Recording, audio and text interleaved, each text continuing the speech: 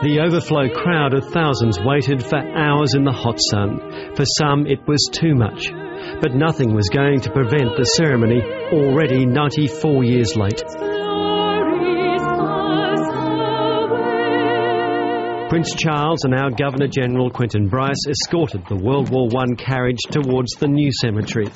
The precious load, the last of the 250 men to be reburied here, and while the procession made its way through the village, the letters and diaries of those who fought and died here were given new voice by their relatives. At noon there was a roll call.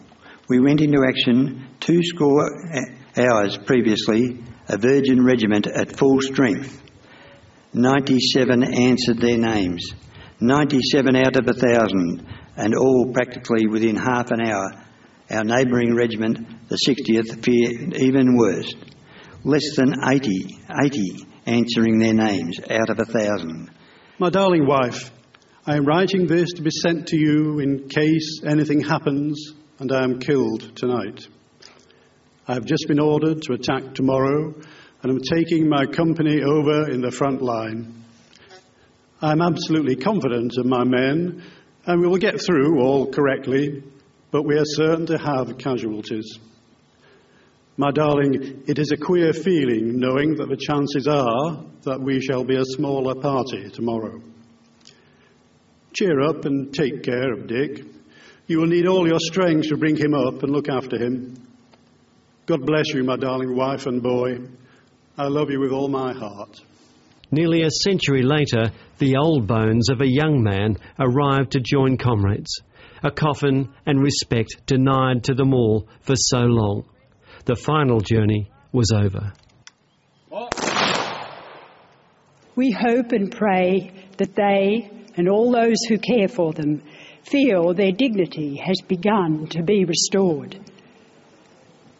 On behalf of all Australians, I honour the men who rest before us.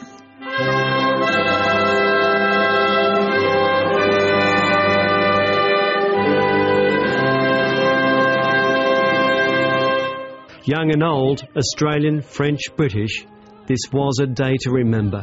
The ceremony may be over, but Fromelles has found its place in history. The sentiment here today will generate interest for years to come. With the crowds thinning, it was the family's first chance to visit the new graves and pay respects, grieve for someone they never knew, but now feel the power of a new connection.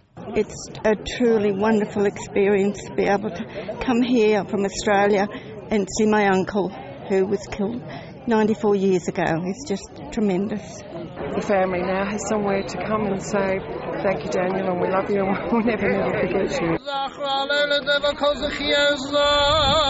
Burial services were held in various religions, Jewish, Christian, ceremonies nearly a century late. And exalted him to the throne of glory. For Tim Whitford, years of work pushing for this day were over. His great-uncle Harry's colour patch returned, a mission complete. He lost his colour patch on the 19th of July 1916. He lost his name, and now he's got them both back. And it's a privilege to be here. The Fromelles soil that hid these men for so long still covers them. But after the decades of cold indifference, this place feels like a warm embrace. Philip Williams, ABC News, Fromelles.